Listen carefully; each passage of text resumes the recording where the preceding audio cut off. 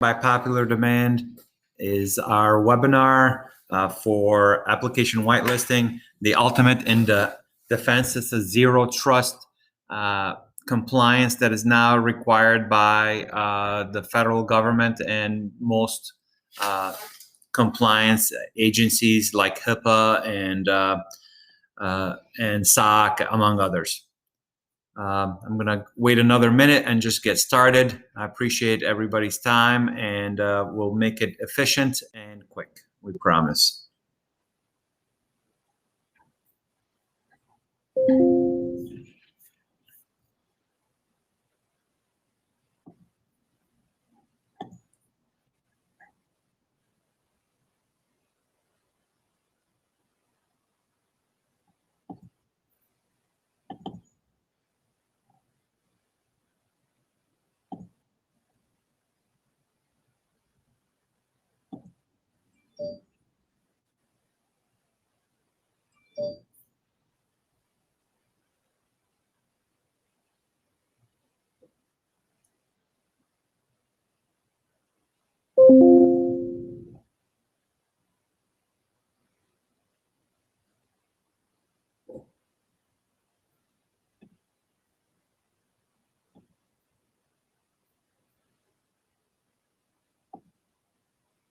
Morning, sir. How's it going? Good. How are you? Yeah, pretty good. How's everything been? Everything's good. Is this Colin? Because that's With Mario, your account manager. Colin's in the room as well. Oh, all right. Hey, Mario. Hey, Sean. Hey, Sean. Hey, Ikram. Hey, Hey, guys. good morning. And Colin will be joining her shortly. All right. The webinar is just starting. I have people on call. I want to send you guys the link. Yeah. Excellent. I'm going to put that in chat real quick. I don't Okay. know if you registered already. This is the registration link, but it has all the detail in it.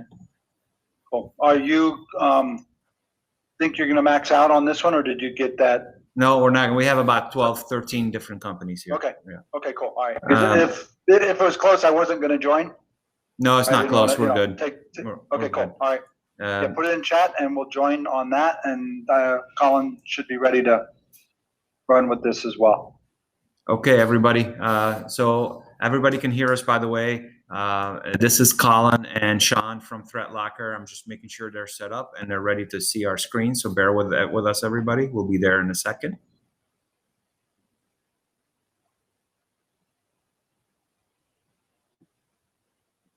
Yep, I can.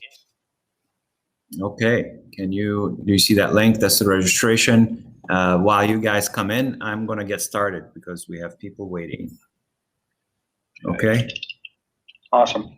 All right, sounds good. Bear with me 1 second. And everybody will be ready to go. We'll be sharing the screen momentarily.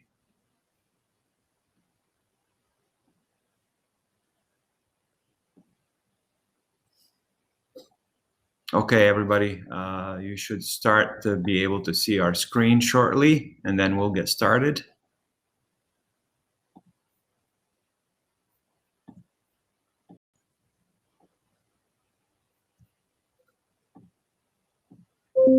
Okay. I hope everybody can see the screen and you guys can hear me. So today we're going to talk about how you can protect your company from hackers without wasting time, without having a lot of different tools. This is the ultimate tool. We had this webinar before. It was a great success, and we had a lot of people ask us to redo it. Very excited to have everybody on the call today and to make sure that everybody can understand what this tool is all about, because really it is a life-changing tool when it comes to cybersecurity geeks like me. So it's important to know that. So we'll get started. I'm your host today. I'm the CEO of MVP Network Consulting. My name is Ikram Masavini. I know most of you on the call. Nice to see everybody. As you know, I'm an engineer, 25 years in IT experience. We are certified IT security consultants. I have multiple technical certifications, but I have never been as excited about a tool like I have about this one. So I just want to share that with everybody and let you know how great this is. So as we create new and better methods of detection, so our security stack is strong, and it has a SIM for log aggregator to look at every log file that gets generated. We have an MDR, which is managed detection and response. It's an antivirus, anti-spyware, anti-ransomware tool that is being looked at all the time. And all these are part of compliance. But as of late, cyber criminals became more resourceful. They use different tools and different ways to try to break through the barriers that we create. And so the government released and is recommending and putting as part of compliance now a zero trust methodology. And I'll explain what that is. That means that nothing that we don't trust can run. I don't care what cyber criminals are trying to do. I don't care what you clicked on. I don't care what happened. If I don't know it and I didn't approve it to run on your network, it can't run. Think about that for a second. I don't care what you clicked on. I don't care what you downloaded. I don't care what email you got. If it's not in the list that we say can run on your network and won't run, this is the ultimate defense here. So we look at defense as 6 different layers, right? I'll explain those layers real quick. Number 1 is the data layer. The data layer is your work, the data that you create, you produce. You log into your applications and you produce those data, that Word document, that Excel file, that database that has all your data in it, that QuickBooks file. All this is your data. So that's the first layer, the most important layer to me that we want to protect is your data. This is your intellectual property. Number 2 layer is the application layer, because that's the tool you use to create that data. So that's the software you logged into. That's Word itself. That's Excel itself. That's your database and system that you use yourself to actually log in to create the data that we're trying to protect. So we want to protect the application as well. We want to protect the endpoint because that application is loaded on a machine, whether it's a cloud machine or a local machine. It's loaded on an operating system. It's loading on an endpoint that you're using. So we want to protect the endpoint as well as the application and the data that we've created. So if you try to see the methodology here, that endpoint is connected to a network, right? The network is that switch that the endpoint is connected to, that server that the endpoint is connected to. We want to protect the network overall, not just the endpoint, the application, and the data. And that network has a perimeter before we go out to the internet, and that perimeter is your firewall, right? The firewall is that connects that and protects your network, but it also connects you to your to the internet. And the last layer is the human layer, because let's face it, your employees are the biggest risk. All employees are the biggest risk because we're clicking on stuff and we're working and producing, and that's why people want to hack us. So we want to make sure that we train our people as well. So if we look at these 6 different layers and different tools to protect every single layer, the one tool that covers them all is this tool, Threat Locker. This tool is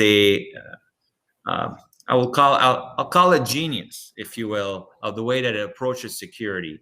Now, you need other tools for compliance. You need other tools so that if you tell me what happened, I can go and tell you. But I can tell you this: once we put the Threat Locker tool on a network, our SIM application or log aggregator is it's not as noisy. There isn't a lot happening on the network. We truly protect you to the nth degree.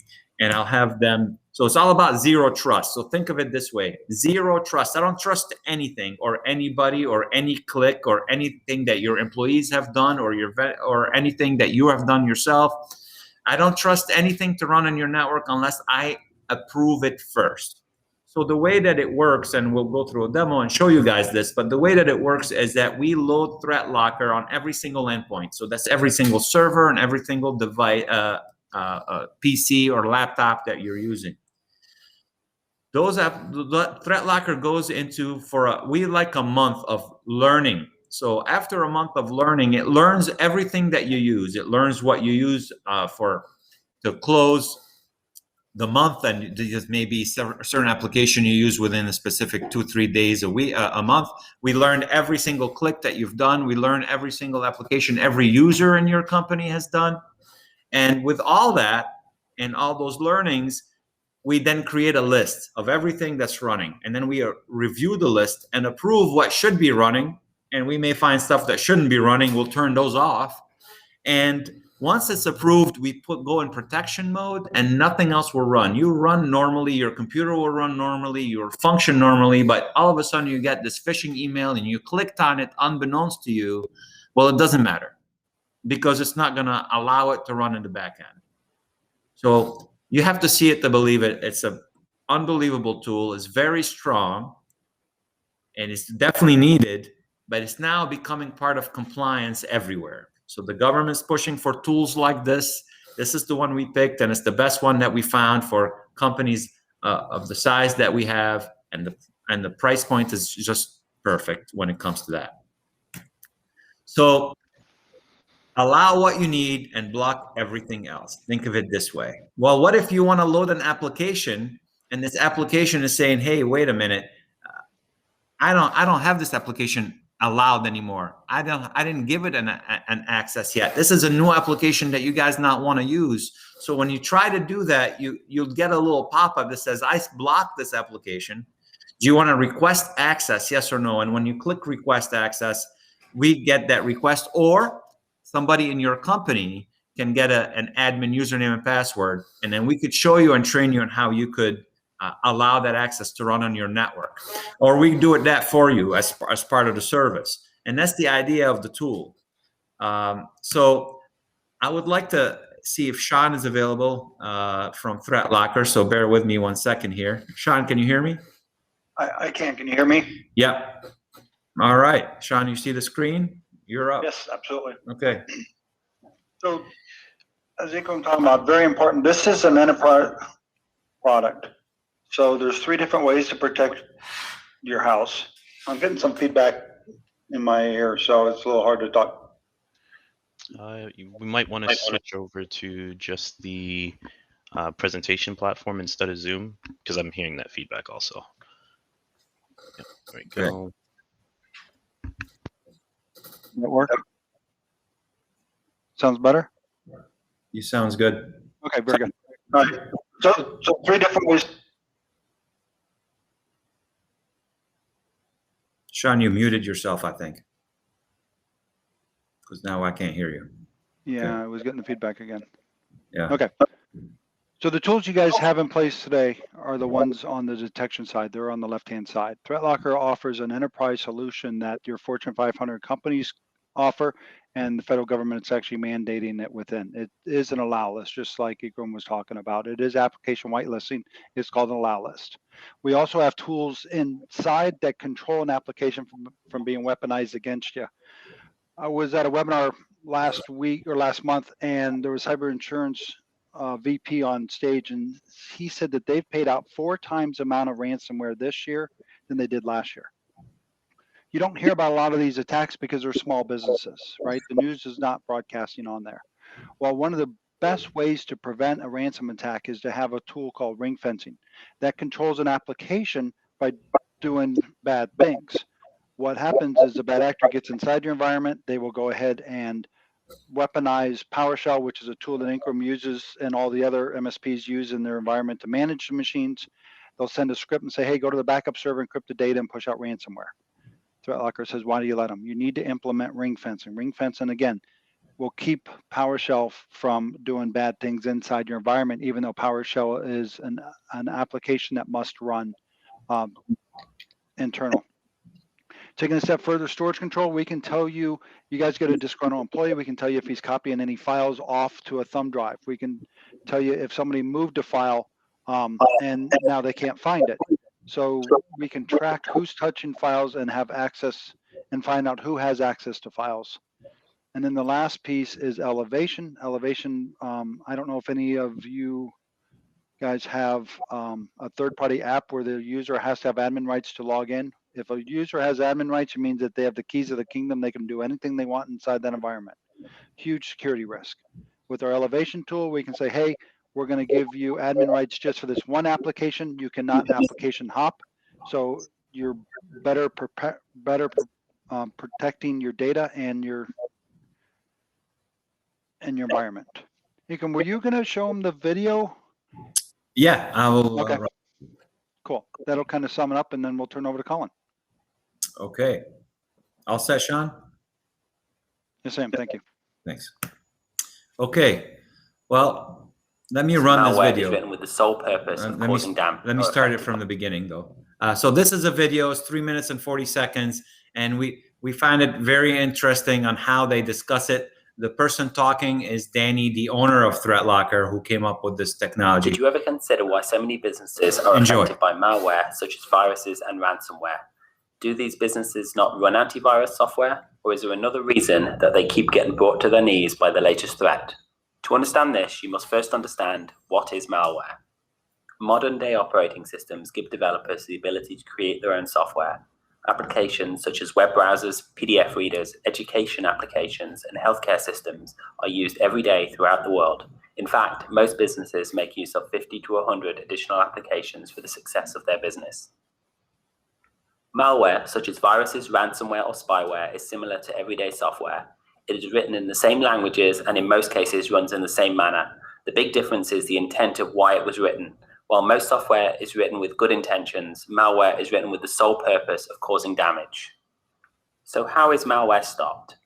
Most businesses run some sort of antivirus software that is intended to stop malware from running. The fundamental way that antivirus works is by creating a list of bad software hashes and adding them to a blacklist. When an application is opened, it is checked against the blacklist and blocked if listed. This is very effective at blocking known viruses. Antivirus companies add tens or even hundreds of thousands of common malware threats to their databases each day. This, however, is not enough. There are over 1 million pieces of new malware created each day, and antivirus companies are not able to keep up. Modern antivirus software is adding new methods such as behavioral monitoring, heuristics, and outbreak detection to detect these unknown viruses. While these additional methods are shrinking the gap, antivirus software still falls short at protecting businesses. This is why we see headlines like "Hospitals turn away patients after a ransomware attack" on a regular basis.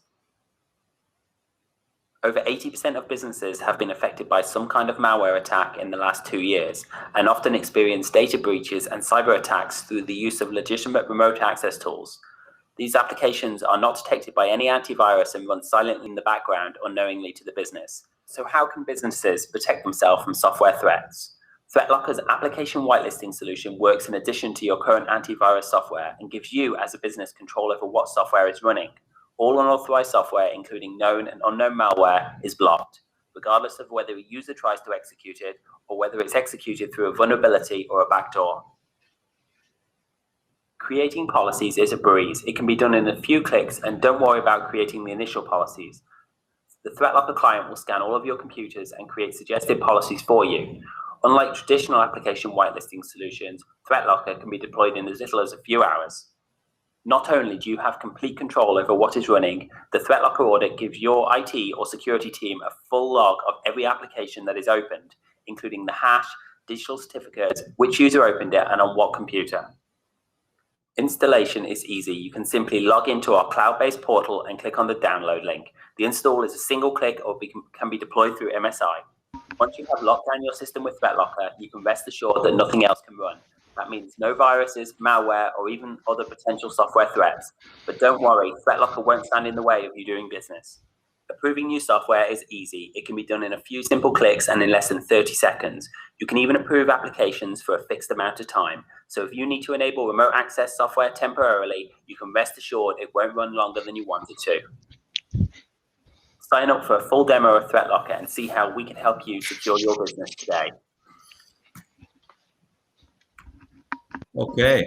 Did you ever? So that was the video, and it explains the difference between traditional antivirus and what ThreatLocker will be doing. This combination of both is what is really needed. But ThreatLocker is such a strong tool that because if it's not approved, it doesn't run. So without further ado, let me introduce you guys to Colin Ellis, and he's a senior engineer at ThreatLocker, and he's going to show us what this tool is all about. So Colin, let me give you control here. And yep, you don't have to step through Zoom. I'm in this platform, so I'll just be able to share my screen, and we'll be good to go. Okay, let me then stop sharing mine and give you control and allow you to share yours. So bear with me.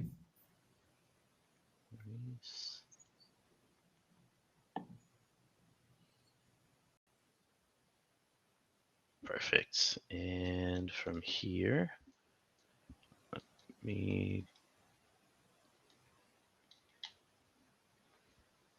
Oh, looks like he dropped altogether.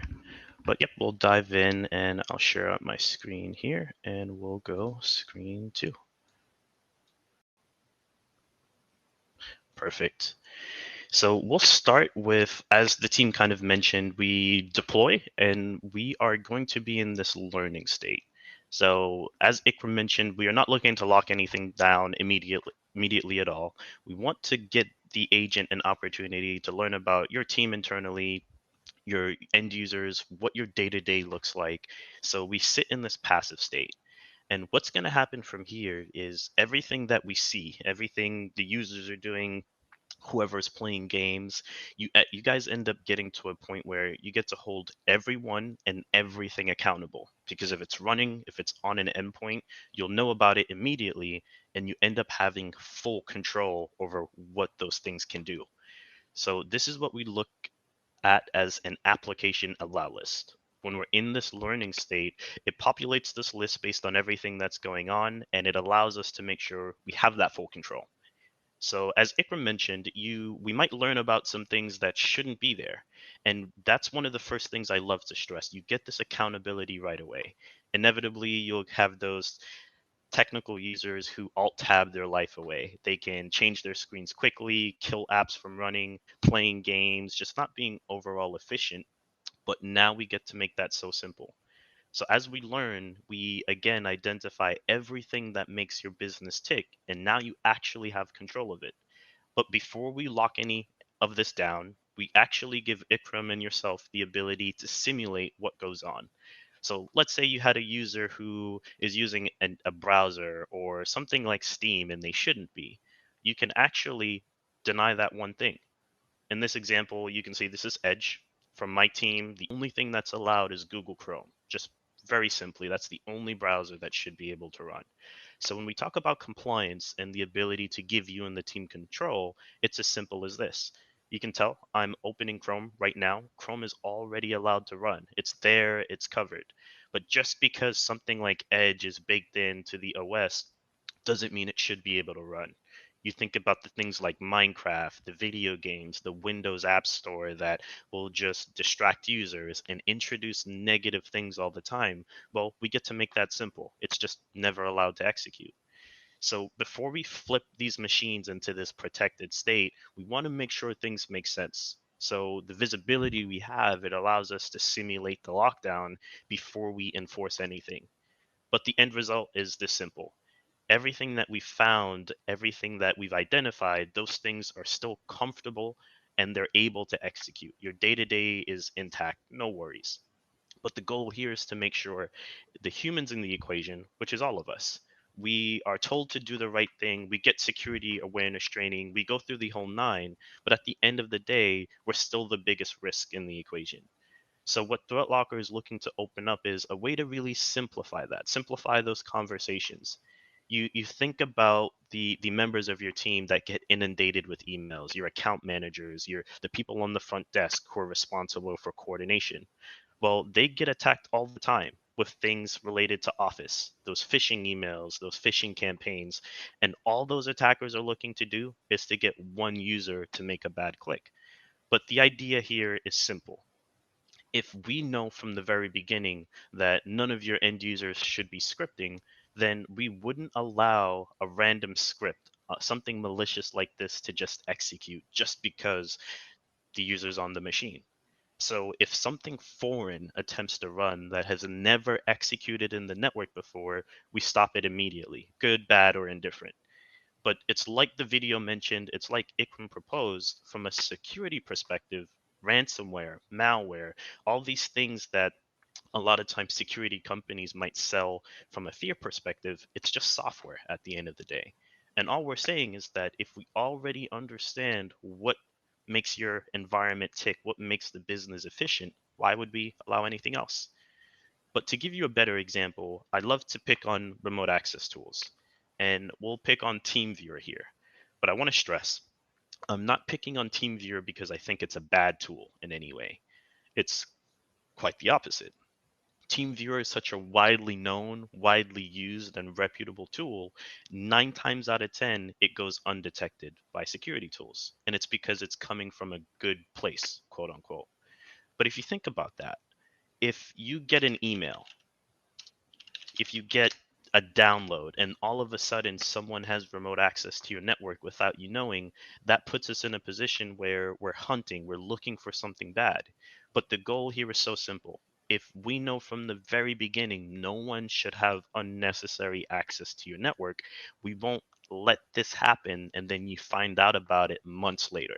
Just like the video mentioned, a lot of times the attackers are already inside of the network because someone gave them access a very long time ago and they're just waiting for their opportunity to strike. But we get to make that conversation so simple. Nothing like this can run until it's necessary. So if you think about that, not just the software that's running, the emails you get, the things you guys go through day to day, you're typically just one click away from allowing something like that in. But the conversation becomes simplified here.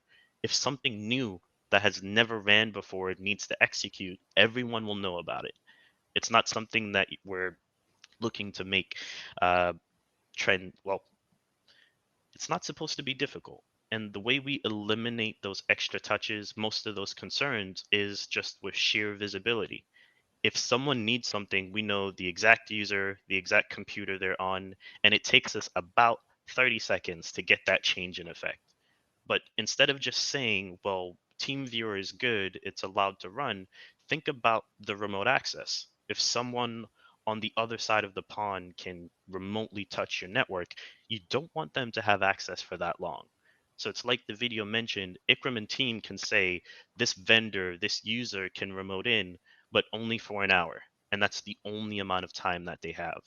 But again, instead of you waiting days, hours for some change like this to go into effect, it takes about 30 seconds. So the moment I hit save here, you'll notice how quick that is. If something needs to be approved and be allowed, even temporarily, it becomes this simple. But the bigger picture here again, it comes back to the control. If someone outside of your network is touching it, you want to make sure you can control everything they're capable of doing while they're there. And that's what we make simple. So if you take a step back, not just all the high profile attacks, not just the things that meet the news, the lower profiled ones, the things that you don't really hear about, these are the places where we get to make a difference. If you think about how credit card theft, that type of data impersonation pops up, well, how often do you submit a form with your secure information yourself, and then for some reason you get an alert a few weeks later saying that your data has been compromised? It's these simple things. Just this one tool alone opens that scope up, and all we're saying is that if it's necessary, you should know about it from the very get-go. But we take this a step further.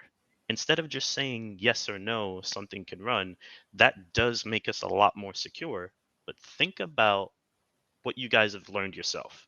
In the past 5 to 10 years, all the different attacks, the 0-day vulnerabilities, these big technical issues that take place. And this is where ThreatLocker becomes really unique. We introduced this best practice and it's called ring fencing. And it's very simple. If you are allowing a user or a piece of software, wouldn't it be nice if you could control everything that user or that software could actually do? My favorite example to talk about is something as simple as Office. And I really want you guys to put this into perspective. Every single member of your team will use Office in some way, shape, or form, whether that's PowerPoint, Excel, Word. Those tools exist for that very reason. It's such a great productivity tool. But because so many people use Office, it gets targeted every single day. Without asking, I know for a fact you can open up your Outlook email and you'd look at your spam inbox, and it might take your security team days, maybe months, to filter through it all. But something we learned a very long time ago, especially when it comes to your end users, it doesn't matter what document they're opening, it doesn't matter what they're doing from a productivity perspective, Office needs to run. But what we get to do is make sure everything related to Office is legitimate. So that's really where the value comes in.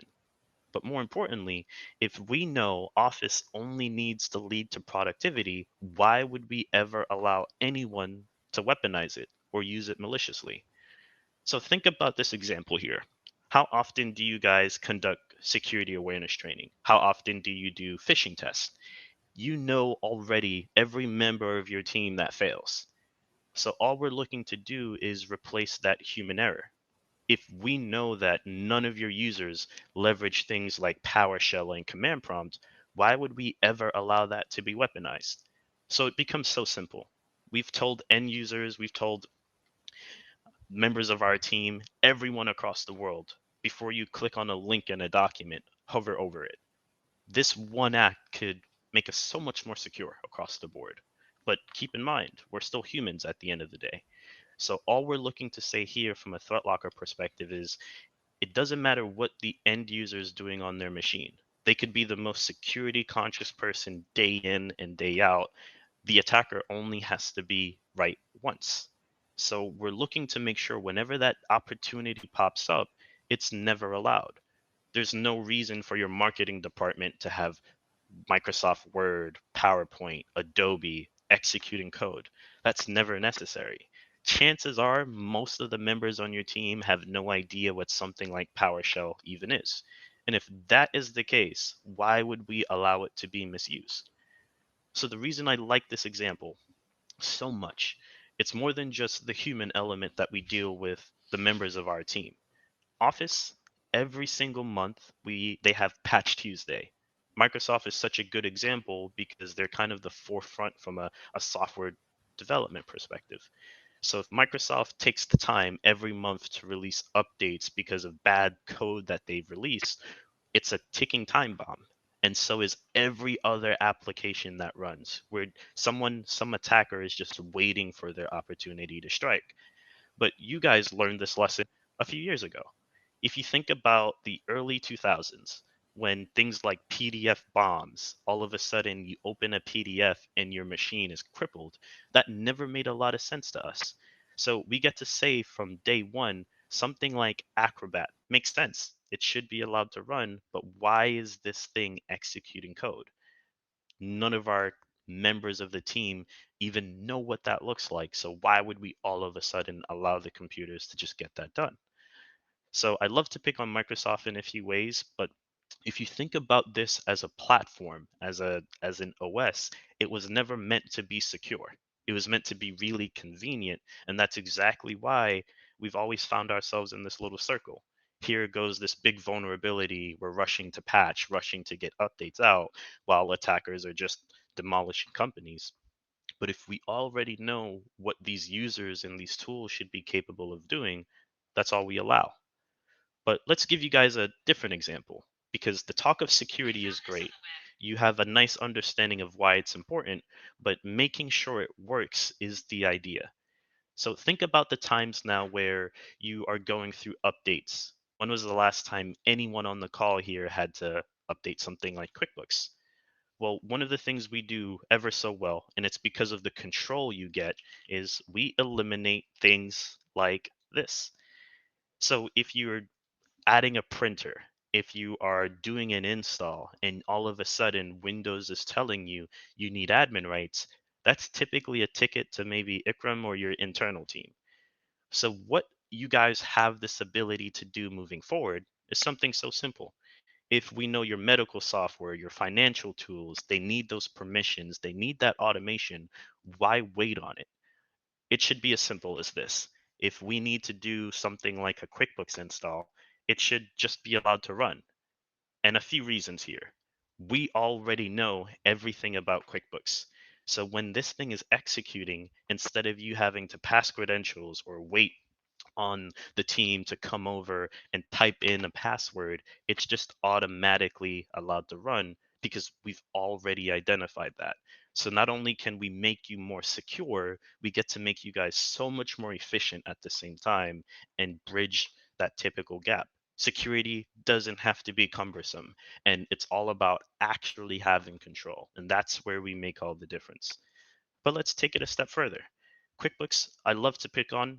In my time as an engineer, every time it updates, I would walk over to 30 computers and manually enter credentials to every single one, but that's automated across the board. But there's more convenience here. Let's say it's not just QuickBooks. You guys need to do some maintenance. Well, we are thinking in the exact same line. We have a ThreatLocker mobile app.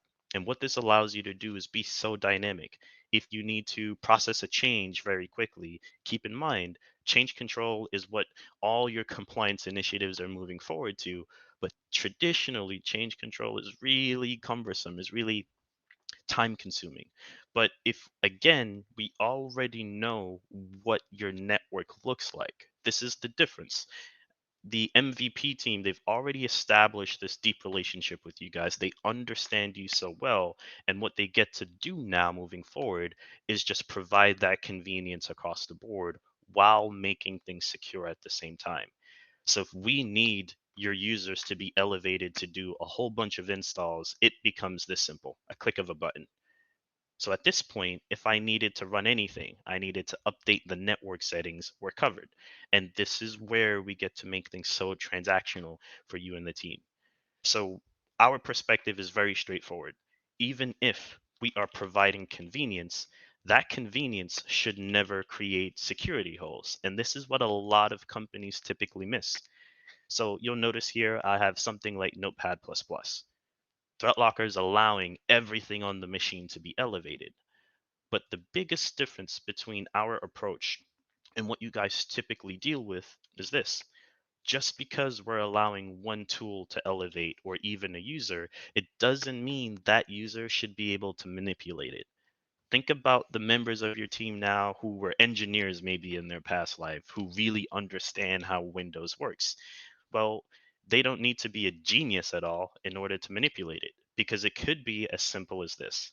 If I already have a tool that is elevated that can run heavily permissioned, well, you'll notice as much as something like QuickBooks has the ability to elevate, I would never be able to pass those rights on. So think about the gamers on your team, and I love to pick on them because if you give them elevated rights, then they could simply just run something like Steam and call it a day. But you'll notice immediately that's never allowed to take place. So one of the most important things I love to stress here is because you guys actually have control, you deal with less issues. Machines aren't being filled up with garbage necessarily. There's no games. Users are actually productive because you can pretty much force their hand to only do the things that are beneficial for the business. But let's make that a bit more convenient for them at the same time. Let's say, from a management perspective, you guys are even comfortable with members of the team gaming, just not during work hours. You get to say, well, I'll block you from running Steam from 8 to 5. But anything after 5, fair game. You're capable of doing that. So when we talk about control, again, the control doesn't have to be backbreaking. We already learned everything about your company, so we get to say, hey, Josh, we found you playing Steam. That can't happen anymore during work hours, but you're good to go Saturday, Sunday, or even after work, if that makes sense. So being flexible and giving you the actual control is the idea.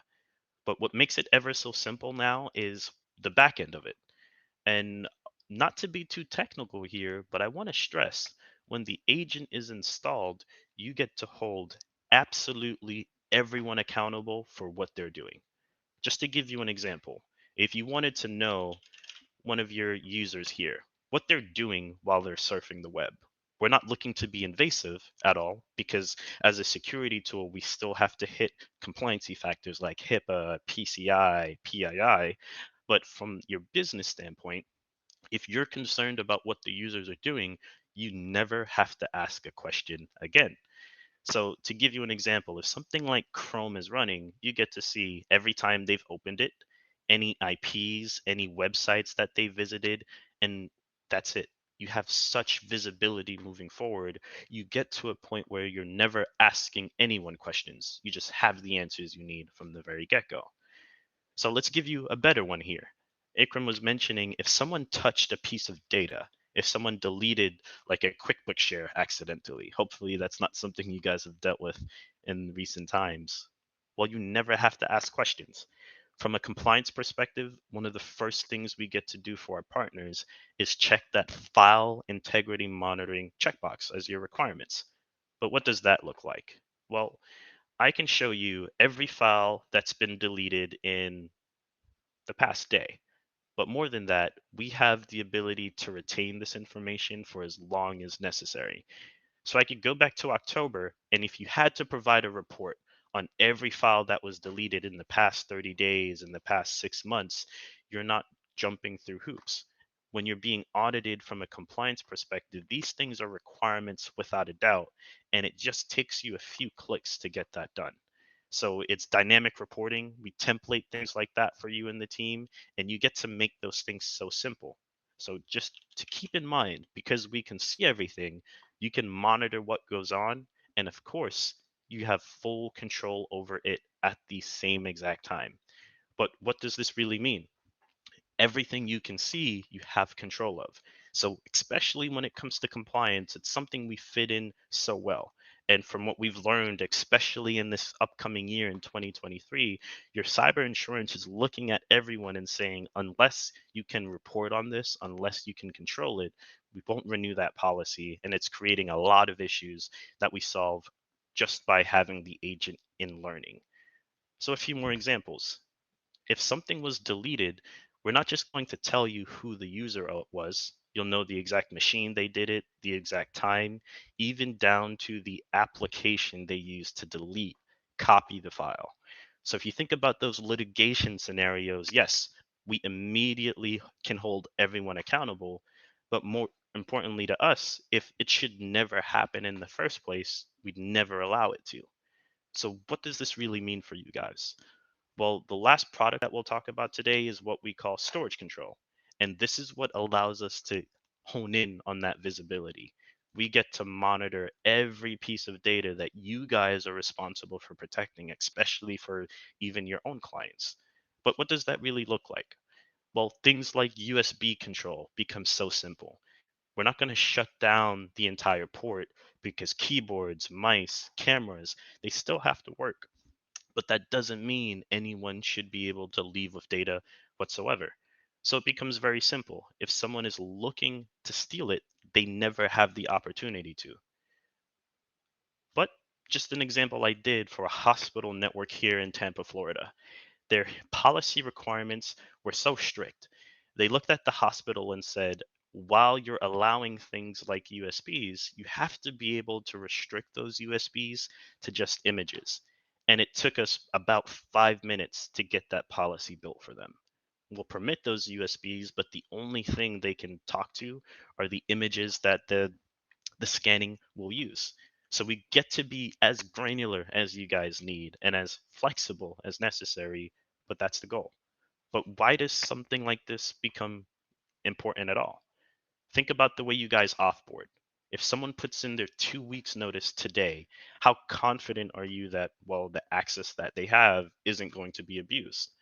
So when we say zero trust, I want you guys to think more than just a buzzword. And I know that might be hard because it's a huge buzzword that everyone is leveraging in this day and age, but it's so simple. If we know who and what is supposed to have access to data, why would we allow anything else? So this is where I love to kind of drive the concepts home. If we know what should be touching your backups, we don't allow anything else to touch your backups. If we know the exact users and applications that should have access to your financials, that's all we allow. So, like I was picking on QuickBooks earlier, it's one of my favorite examples here because QuickBooks, it's one of those tools that they get set up on the network so most of the people can see it. But what if you had the opportunity to say the only thing that should be able to touch QuickBooks is QuickBooks? What would that actually look like? Think about it this way. If you have a financial member of your team, a CPA internally, those are my least favorite people. Not because of who they are, but what their role requires them to have. They're really permissioned, and those individuals can legitimately just walk out the door with most of your business. So, what if you had the opportunity to say to your CPA, to the financial members of your staff, even though you should have access to something like QuickBooks, you can only access it when you're using QuickBooks. Nothing else would make sense. You think about that user just bringing their own computer to the office, not your company asset, not something that's protected. They can still touch all that data. And that's all we're saying. You know from the very beginning that they should have access, but that access should be very limited. And the reason why I pick on CPAs, it's again, they have all the access they need to be able to just take that data and upload it, and it's just gone. So this is where we make all the difference. If we already know what they should be capable of doing, you're never having to hope that the members of the team are always doing the right thing. So again, I was mentioning, what does your offboarding process look like, and how comfortable are you with that type of scenario? Well, something we do here internally, we give you what we call an offboarding group. So when that member of the team is deciding to leave, maybe a better opportunity, a worse one, that doesn't make a difference to you and your business at the end of the day. You still have to protect the house. So we get to say, while you're offboarding, you can't touch any of that critical data. You can't use USBs whatsoever. So it's not an issue. And it makes the security conversation so simple. We're looking to get you and the team to a point where you're never having to hope the right thing is happening. We already know what good looks like, and that's all we allow. But how does this become even remotely relevant? Think about this. Anyone on your team right now can open OneDrive, Dropbox, Google Drive. What's stopping them from just uploading that data from their browser? I've been picking on browsers for that very reason, because it's the easiest way for your sensitive information to leave. But if I build a policy that says, as much as I'm a user and I have access to all this information, my public share, where all of the company information is pretty much stored, none of that should be able to leave the environment whatsoever. So, as much as I can actually pop in and see that information, remember, we're not looking to stop your day to day, but we know that this should never happen. So, we don't wait until it does to tell you about it. But the end goal is this: if I am opening a PowerPoint in that public share, that makes sense. That should work. But I should never be able to just walk out the door with that sensitive data.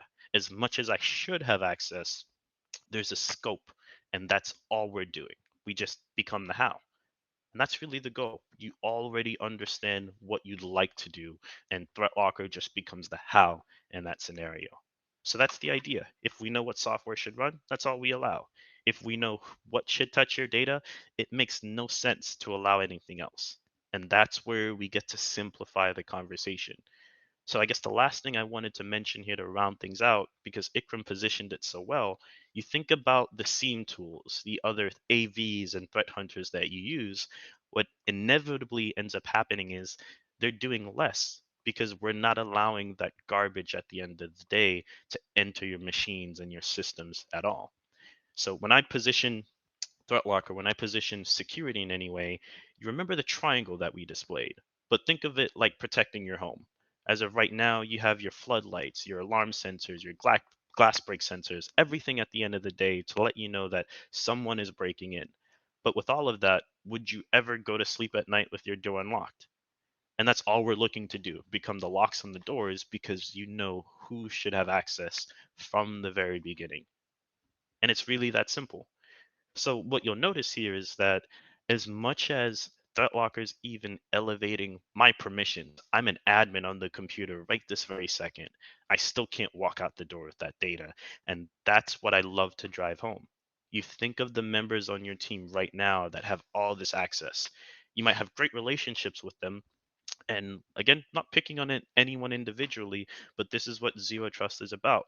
Anyone can become a rogue employee at any second. And if we are implicitly trusting them, then we're allowing them to walk out the door with absolutely everything they can. And that's all we're giving you control of. So that's really the goal. You guys already know what you'd like the business to look like, what you'd like the users to do, and we just give you the ability to enforce those policies. And the best part about this is, let's say you have a really savvy engineer on the team and they're trying to poke at ThreatLocker. They disconnect the computer from the internet. Well, none of that matters, because every policy we build lives on the machine. So if they're taking the devices home and you're worried about their own network at home, that's not an issue because it's still protected anyway. And that's the goal. You already know what your business should look like, and we just help you enforce it. So that's the idea. And I wanted to see if we had any questions so far. Okay, I'm going to open it up for questions. I know everybody's muted, but we also have a chat, but you guys can unmute yourself if you'd like.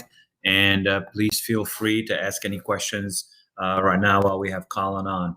But what Colin said really makes a lot of sense. It's not just zero trust, but it's zero trust to the nth degree. It's zero trust on storage, on files, on your USB access. It's zero trust on your employees, your vendors that you may want to give access to from the outside. It allows us to really lock down the network because we're not going to go in and see what's happening, what's not happening. We're just going to run and decide what should run, and everything else we don't care about. There is no definition updates.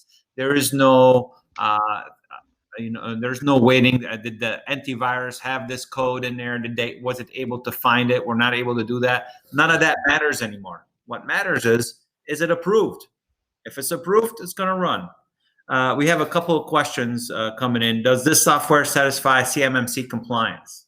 So Colin, I'll give you that one. Yep, it definitely does. And it gives us the opportunity to go a step further outside of just CMMC. Even on an international front, you think of maybe Australia, their Essential 8, GDPR, because of the controls that we have, it allows us to hit the mark on anything that's thrown your way. And especially during your audits, because of the policy control and how it takes only 60 seconds to get those changes in. If there's something missing or something that your auditor is telling you to change right this second, it only takes 60 seconds to get that done as well. Yes, Linda, I hope this answered your questions. Brent, we'll get into that in a second. And I see George typing a question, so we'll wait for his to come through. But yeah, I mean, in order to be compliant, most regulations nowadays are now starting to write zero trust pieces into the regulations, because at the end of the day, it's the most secure way to protect your network. Now, it's not a SIM where it will, it's a log aggregator. It's not an antivirus. We still recommend you having one of those. But having Threat Locker in the environment is a way to lock that front door, lock the back door, lock every door, and only allow who you want to use that data to use it. So even an employee, we want them to be able to use the data, but not copy the data. Well, we're able to do that with Threat Locker now. How strong is that? So here's a question from George. For businesses that have implemented this, how disruptive has it been as far as people being denied access? So that's a very good question, George, and I'll tackle that at first, Colin, if you want to jump in after. But what we do is first put the application in learning mode. So nobody feels anything. The application just starts to learn, and we wait a month of learning mode. Then after that, we come back and sit with you and go through everything that we found running and how it's running, and then we go through it, and we go through every single application. We go through every single users that you have, what they should have rights to, what they shouldn't, and we do an implementation and onboarding, and we do all that. But now the system have learned what you do, but we're still in learning mode. Once we've implemented all of that, what we do is then we'll turn on protection mode on a couple of machines to make sure there is no additional issues, 1 or 2 machines internally to your environment. And once that has passed the smell test, then we turn it on everywhere, and we're available for you during the onboarding. But once you use it and you didn't have any issues, then you don't have issues later. So it's all done in the beginning. Colin, anything you would want to add to that? Oh no, that's the idea. So before we enforce anything, not only can we learn, we can actually simulate the actual effect of it. So before we move into that fully production state, we have a very good idea, and it's completely visible as to how any policies, any controls or restrictions we build would affect anything before we go live. So it's very front loaded on the back end. We get the work done ahead of time to make sure when we do actually lock things down, there's little to no friction. And then worst case scenario, let's say something is needed as we kind of demoed earlier, it only takes about 30 seconds to get that change in place. So it makes it very transactional at the same time from a service delivery perspective. And that's the goal, because when something is new and is necessary, we still want that to be a very simple process and making sure it can be allowed. Yeah, exactly. And thank you, George. Well, at the end of the day, you also have, if you notice when Colin popped up and it denied him access, says request access or log in as admin, right? Well, you could log in as admin. And if you do that, then you're able to do it yourself. And we'll see right here, it says log in as admin on the second piece where Colin is showing. And then we're able to give one person control in your organization to allow things to run. And we'll teach you what to fill out here and what to look for.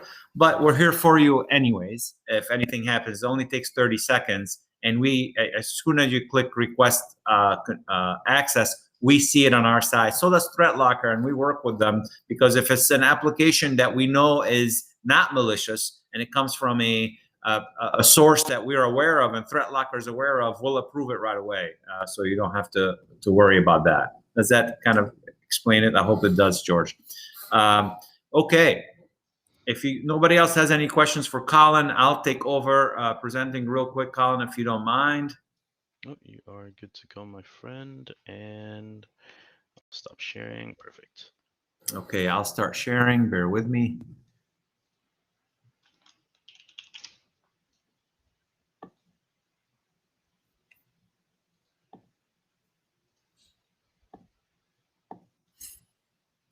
Okay, you guys should be able to see my screen shortly.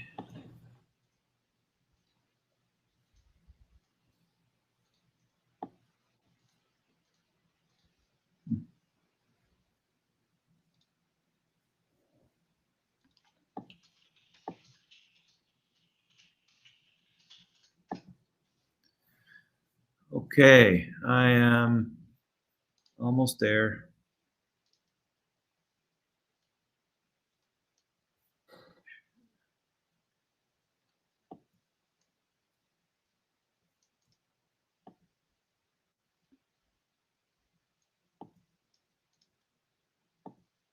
Can you see my screen now or not yet? Not yet. Okay. Because you're a presenter, so I'm gonna make you an attendee. Bear with me. Sorry. Now I should be able to. Now it should work.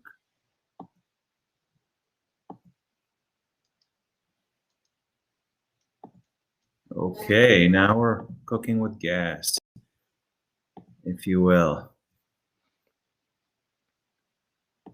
Okay. So I hope this showed you guys the power of this tool. This tool, I get very excited about it because it's stopped so many issues for where we've implemented it. And we've worked with ThreatLocker for a while. We R&D'd it internally now. We've been using it for over a year. I drove Sean and Colin crazy asking questions and putting it through the ringer. I can tell you MVP definitely put a seal of approval on it. And we've also worked with them to come up with a great program it's only valid till the end of this year. It was actually only valid till the beginning of December, but because of the second webinar, we've extended it till the end of the year. And what it is basically 25% off the price of ThreatLocker. ThreatLocker is $7 an endpoint. That's all it takes to protect it and get the power that you guys just saw. And you get 3 months for free. That's basically 25% off the price. And in order to get started, and we're backed up, we're a little behind right now because the first webinar had given us quite a bit of people interested. So we're about 2 months out from being able to jump on. But if you do want to, you have to commit before the end of the year in order to get the 25% off. That's 3 months off. So your first bill will be 3 months after you started using it. Now, you only also have to commit for the year, but we know once you're using it, you're going to see the power of it, and you're going to want to keep it forever. So in order to get started, this is our direct sales number, 716-932-8574. You can obviously call our office directly, as you always do, and ask for sales, or contact your PSM. You guys work with them closely. send them an email, let them know you're ready, and then we'll come in and talk to you about it. If you want to have if you have any additional questions, you want to see any additional pieces of it or demo, or if you're ready to roll, let us know. So without further ado, 25% off, 3 months free. It's huge. We thank ThreatLocker for the time today and last time and everything they've been doing for us, and that unbelievable deal that I know other MSPs are trying to get but can't. So I just want to thank you guys for your time. That's all we had for you today. We are going to finish on time. It's exactly 12 o'clock. So I want to thank you, and hopefully we'll hear from you soon. So I have a couple questions that came. I have $7 per user per year is per month. This is a per month charge, just to make sure, Brian, I answered your question. I will stop sharing my screen, and thank you guys, and have a great day, everybody. Give us a call as soon as you're ready. Thank you. Bye-bye.